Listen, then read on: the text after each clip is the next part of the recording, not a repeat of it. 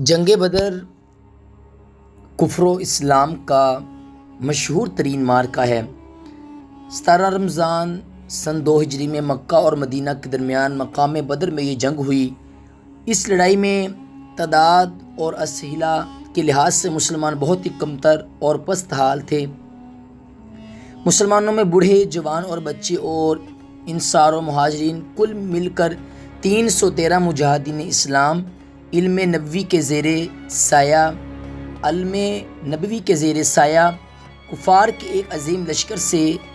نبرد آزما تھے۔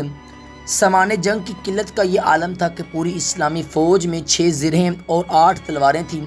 اور کفار کا لشکر تقریباً 1000 نہایت ہی جنگجو اور بہادروں کا دل بادل تھا، اور ان بہادروں کے ساتھ 100 بہترین گھوڑے، 700 اونٹ اور قسم قسم کے مہلک ہتھیار تھے۔ اس جنگ میں مسلمانوں کی گھبراہٹ اور بے چینی ایک قدرتی بات تھی۔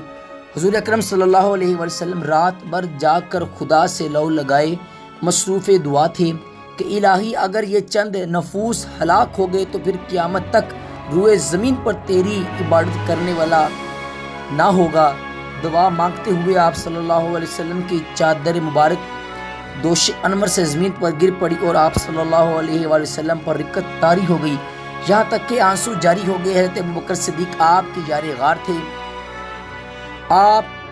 علیہ السلام کو اس طرح بے قرار دیکھ کر ان کے دل کا سکون و برقرار جاتا رہا۔ انہوں نے چادر مبارک کو اٹھا کر آپ کے مقدس کندھوں پر ڈال دیا اور آپ کا دست مبارک تھام کر بھرائی ہوئی آواز میں بڑے ادب کے ساتھ عرض کیا، اے حضور، اب بس کیجئے، اللہ تعالیٰ ضرور اپنا وعدہ پورا فرمائے گا۔ اپنے یار غار صدیق جان نثار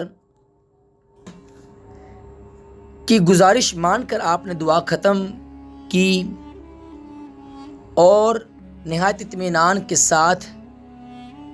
پیغمبرانہ لہجے میں یہ فرمایا کہ عن قریب کفار کے فوج شکست دے دی جائے گی اور وہ پیٹ پھیر کر بھاگ جائیں گے۔ صبح کو حضور علیہ السلام نے آیات جہاد کی تلاوت فرما کر ایسا ولولہ انگیز آواز فرمایا کہ مجاہدین کی رگوں میں خون کا قطرہ قطرہ جوش و خروش کا سمندر بن کر طوفانی موجیں مارنے لگا، اور آپ نے یہ بشارت دی کہ اگر صبر کے ساتھ تم مجاہدین میدان جنگ میں ڈٹے رہے تو اللہ تعالیٰ تمہاری مدد کے لیے آسمان سے فرشتوں کی فوج بھیج دے گا۔ چنانچہ 5000 فرشتوں کی فوج میدان جنگ میں اتر پڑی، اور دم میں زدن میں میدان جنگ کا نقشہ ہی بدل دیا۔ حضرت علی کرم اللہ وجہہ الکریم مہاجرین کا جھنڈا لہرا رہے تھے، اور حضرت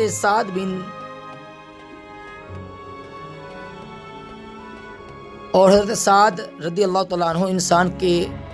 انصار کے علمدار تھے۔ کفار کے 70 آدمی قتل ہو گئے اور 70 گرفتار ہوئے، باقی اپنا سارا سامان چھوڑ کر فرار ہو گئے۔ کفار کے متوکلین میں قریش کے بڑے بڑے نامور سردار جو بہادری اور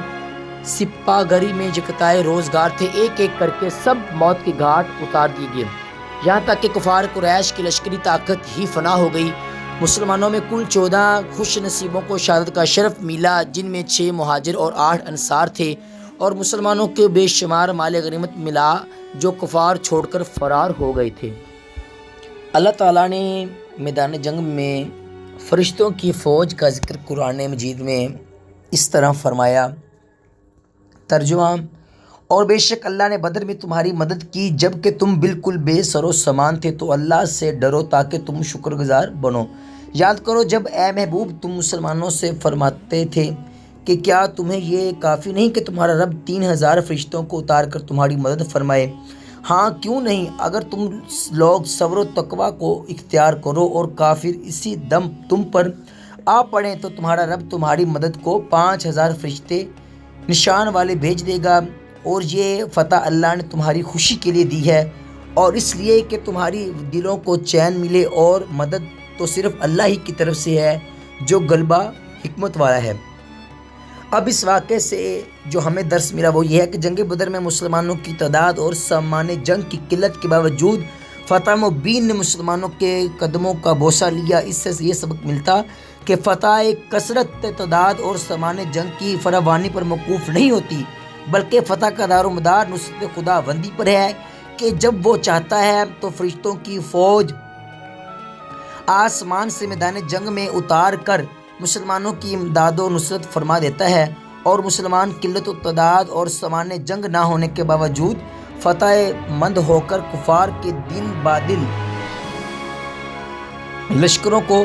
تہس نہس کر کے فنا کے گھاٹ اتار دیتا ہے۔ مگر اللہ تعالیٰ نے اس کے لیے دو شرطیں رکھی ہیں، ایک صبر، دوسرے تقویٰ۔ اگر مسلمان صبر و تقویٰ کے دامن کو تھامے ہوئے خدا کی مدد پر بھروسہ کر کے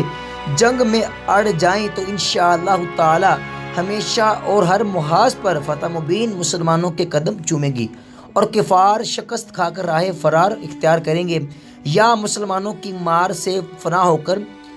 فن نار ہو جائیں گے۔ بس ضرورت ہے کہ مسلمان صبر و تقویٰ کو اختیار سے کرے، اور اس کو اختیار کر کے خدا کی مدد کا بھروسہ کر کے کفار کے حملوں کا مقابلہ کرنے کے لیے میدان جنگ میں استقامت کے پہاڑ بن کر کھڑے رہیں، اور ہرگز تعداد کی کمی اور سامان جنگ کی قلت و کثرت کی پرواہ نہ کریں، کیونکہ فرمان خداوندی ہے کہ وَمَن نَّصْرُ إِلَّا مِنْ عِنْدِ اللَّهِ، کہ مدد فرمانے والا تو بس اللہ ہی ہے۔ سچ کہا ہے کہنے والے نے کہ کافر ہو تو تلوار پہ کرتا ہے بھروسہ، کافر ہو تو تلوار پہ کرتا ہے بھروسہ، مومن ہو تو بے تیغ بھی لڑتا ہے سپاہی۔